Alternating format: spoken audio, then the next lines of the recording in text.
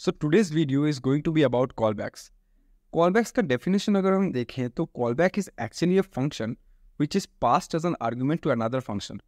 Callbacks क्या होता है? Callback एक function होता है जिसको आप दूसरे एक function के argument में pass करते हो. Callback आप तभी यूज़ करते हो जब आपको कोई एक function in a specified way use करना होता है. Callback mainly जिसमें यूज़ होता है वो होता है event driven programming, जिसको हम event handling भी बोलते हैं, और होता है asynchronous जावास्क्रिप्ट में.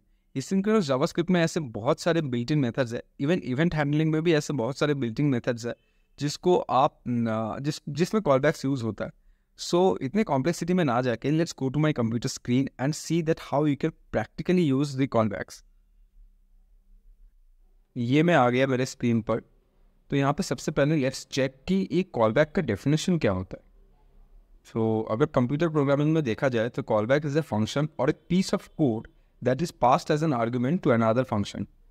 So callback actually में एक function होता है जो दूसरे function के argument में हम pass करते हैं. The primary purpose of a callback is to specify a behavior that should be executed at a certain point in the program or in response to a particular event. Callbacks are commonly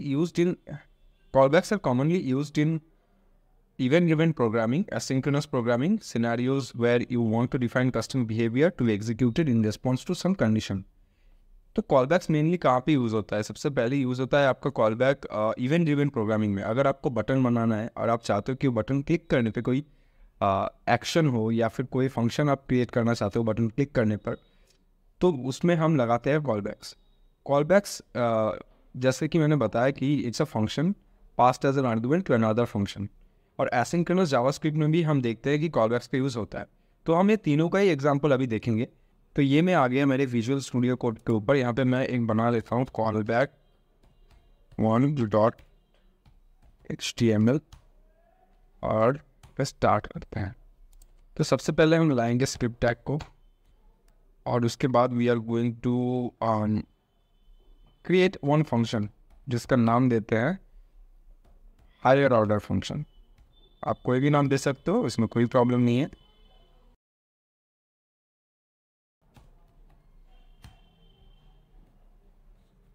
और ये जिसके argument में हम पास कर देते हैं callback.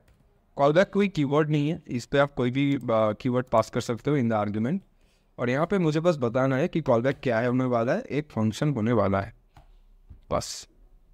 Now हम एक काम करेंगे, एक दूसरा फंक्शन बनाएंगे, फंक्शन जिसका नाम देते हैं execution callback. Again you can give any name to it, ऐसा कोई रूल नहीं है कि ये नाम देना पड़ेगा. और यहाँ पे हम कंसोल लॉग करवा देते हैं, console.log कॉलबैक एग्जीक्यूटेड. अभी हम क्या करेंगे कि ये जो फंक्शन है इसको हम यहाँ पे लाएंगे. ठीक है, फंक्शन हायर ऑर्डर फंक्शन, और इसके आर्ग्यूमेंट में जो कॉलबैक था उसको हम रिप्लेस करेंगे एग्जीक्यूशन कॉलबैक से.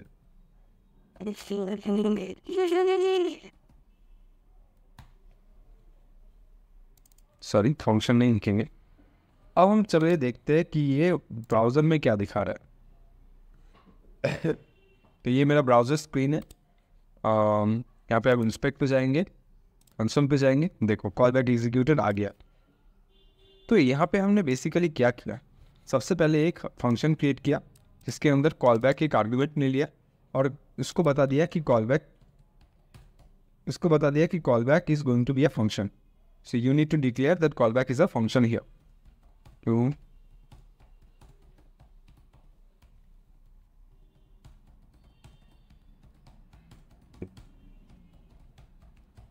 अब हमने बनाया दूसरा फंक्शन. ठीक है, और इस दूसरे फंक्शन के अंदर हमने क्या करने वाले हैं, हम कंसोल लॉग पे शो करने वाले कि कॉलबैक एग्जीक्यूटेड है. तो ये हमको यहाँ पर इस फंक्शन के अंदर ये पास करवा दिया. अभी जो पहला फंक्शन है उस दूसरे फंक्शन के आर्ग्यूमेंट को, कॉलबैक को, हमने इस वाले फंक्शन से रिप्लेस कर दिया और यहाँ पे एग्जीक्यूशन कॉलबैक लिख दिया. तो यहाँ पे क्या हो गया कि पहले फंक्शन के आर्ग्यूमेंट में हम दूसरे फंक्शन को पास किया और वो अभी शो कर रहा है हमारे ब्राउज़र के कंसोल पर. तो यही होता है here. The second function is passed as an argument to the first function. और ये काम कर रहा है एज हम देख रहे हैं कि यहाँ पे अगर कंसोल लॉग पे जाए तो यहाँ पे फंक्शन एग्जीक्यूट हो रहा है. तो चलिए हम देखते हैं कि दूसरे टाइप का क्या होता है. दूसरा टाइप होता है जो इवेंट ड्रिवन प्रोग्रामिंग है, उसके ऊपर भी हम काम करते हैं. तो वहाँ पे भी यही लगता है आपका कॉल बैक ही लगता है. तो कॉल बैक 2 नाम दे देते हैं. फिर इसका स्टार्ट करते हैं.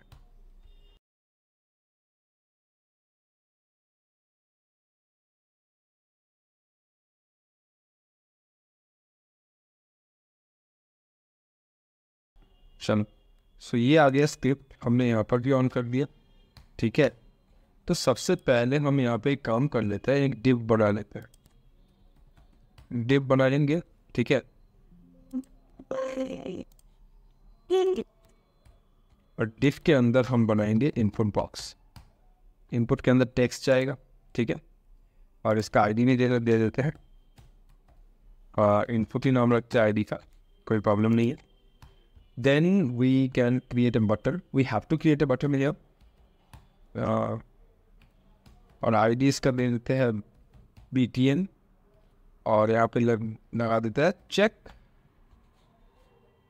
और यहाँ पे एक बना देता है div जो कि खाली रहेगा, जो कि हमारे बटन प्रेस करने पे काम करेगा कि वहाँ पे कुछ शो होगा. तो यहाँ पे शो ही लगा देता है ID. अच्छा, तो हमने बना लिया है यहाँ पर कि एक डिवीजन बना लिया जिसके अंदर इनपुट है, उसके अंदर हमने बटन बनाया, और बटन प्रेस करने पे जो आएगा वो इस डिवीजन पे शो होगा, इस वाले डिवीजन. ठीक है, तो स्क्रिप्ट टैग में सबसे पहले हम क्या करते हैं कि फंक्शन नहीं चाहिए, बटन प्रेस करने पर आना चाहिए. तो बटन का जो आईडी है उसको हम डॉम से लाएंगे. आपको पता होगा शायद ये डॉम क्या होता है.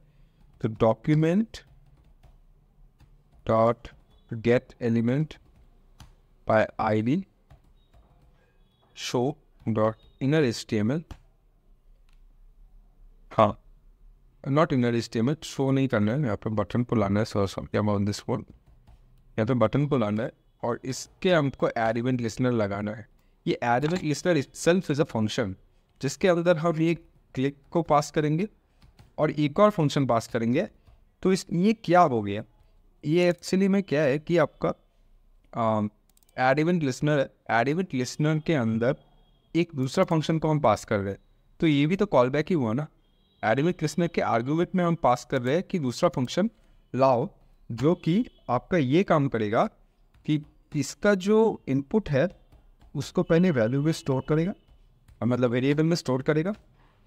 ठीक है, document dot gate element by ID input, और उसके वैल्यू को स्टोर करेगा.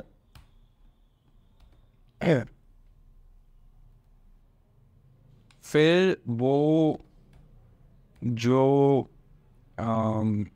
स्टोर किया, और document dot gate element by ID, और ये शो जो है, शो डिवीजन जो क्रिएट किया है हमने, उसके इनर HTML में आपका ये इनपुट वैल्यू शो कर देगा, कुछ लिख देगा हाई, और उसके बाद जो है वो इनपुट वैल्यू शो करेगा.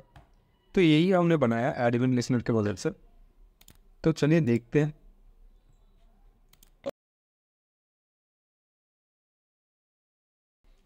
तो आगे हमारे ब्राउज़र स्क्रीन पर कुछ ऐसा दिख रहा है इनपुट. यहाँ पे अगर मैं अपना नाम लिख देता हूँ पूर्वायन, और चेक करता हूँ तो हाई पूर्वायन लिखा हुआ है.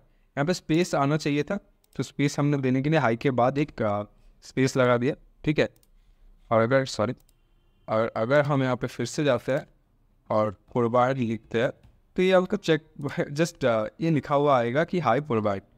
सो this is all about that another feature or another functionality of callback, जिसमें हम इवेंट ड्रिवन प्रोग्रामिंग जो बोलते हैं उसको यूज़ करने के लिए ऐड इवेंट लिसनर फंक्शंस को लाते हैं, उसके आर्ग्यूमेंट के अंदर हम दूसरे फंक्शन को पास करवाते हैं। ठीक है, हो गया ये दूसरा वाला।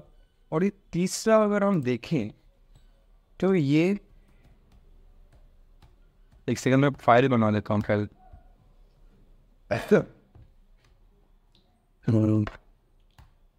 फाइल मैंने बना लिया, ठीक है। तो ये एसिंक्रोनस क्या वर्ड कि हम चाहते हैं कि एक फंक्शन एग्जीक्यूट तो हो बट एक पर्टिकुलर टाइम के बाद हो, ताकि आपका बाकी का जो काम है वेब का वो कंप्लीट होता रहे। आप चाहते हो कि पेज पहले लोड हो जाए, फिर उसका जो जावास्क्रिप्ट है वो बाद में लोड हो। इसको एसिंक्रोनस जावास्क्रिप्ट बोलते हैं। क्योंकि क्या होता है कि जावास्क्रिप्ट का फाइल बहुत हैवी होता है, ठीक है। तो अगर आप जावास्क्रिप्ट लोड करवाने लग गए तो आपका वेब पेज बहुत लेट खुलेगा। अगर वेब पेज लेट खुलता है तो क्या होता है, आपको भी पता है कि जो यूज़र है वो घूम के चला जाता है।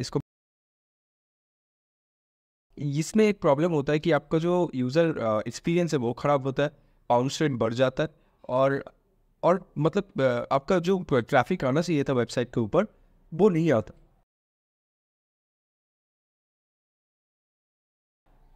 तो देखते हैं कि क्या होता है। तो एक ही मैं काम करता हूँ, सेट टाइम आउट का यूज़ करता हूँ यहाँ पर। तो वो भी एक टाइप का कॉल बैक ही है। एक काम करते हैं, मैं कॉल बैक 1 से कॉल बैक 2 लेता हूँ, इसको कॉपी करता हूँ, कॉल बैक 3 में जाके इसको पेस्ट करता हूँ, ठीक है। मैं चाहता हूँ ये ऐड इवेंट लिसनर यूज़ तो हो बट एक टाइम के बाद हो, ठीक है। एक टाइम के बाद यूज़ हो, अभी मत यूज़ हो। तो हम एक फंक्शन लगाएंगे,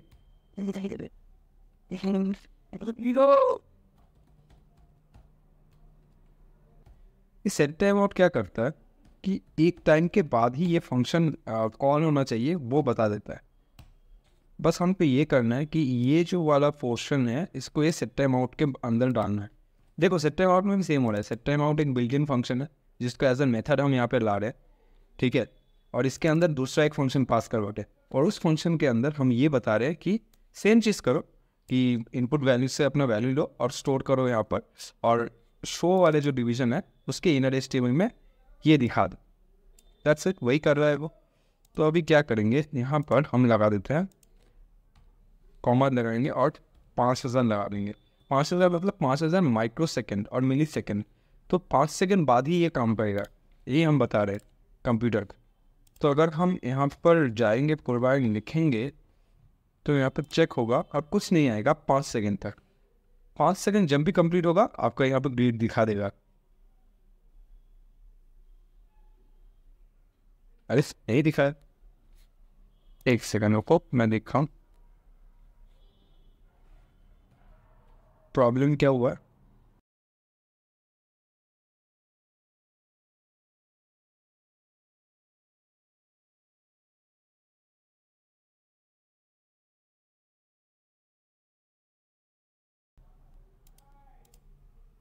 अच्छा, यहाँ पे हमने कीवर्ड मिस्टेक किया है। सेट टाइम आउट का कीवर्ड एक्चुअली में स्पेलिंग मिस्टेक हुआ, मतलब स्पेलिंग नहीं मिस्टेक हुआ है, लेटर कैपिटल मिस्टेक हुआ है। सेट टाइम आउट का ओ स्मॉल होता है, हमने दे दिया कैपिटल में।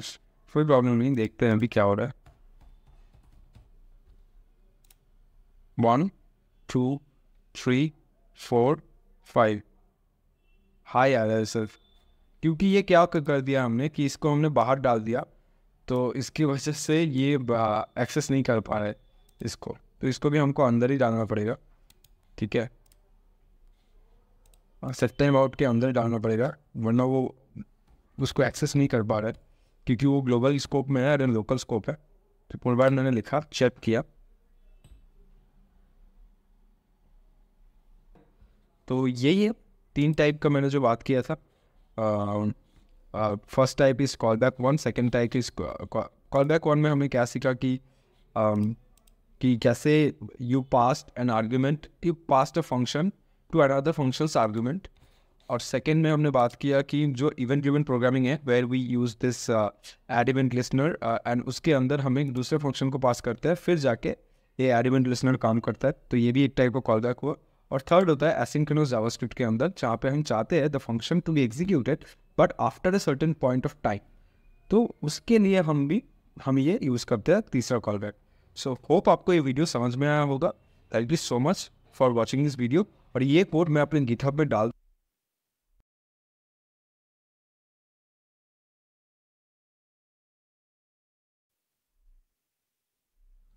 I hope you have understood the concept as well as like this video. It was my first video, so I don't know that how good I was in in teaching the concept, but I have tried my best. अगर आपको ऐसी videos future में देखने हैं तो subscribe to this channel and because मैं future में भी ऐसे वीडियोस डालता रहूँगा और छोटे छोटे ट्यूटोरियल्स होंगे और प्रोजेक्ट्स भी होंगे। तो if you don't want to miss those videos in future then subscribe to this channel. Thank you so much for watching this video till the and.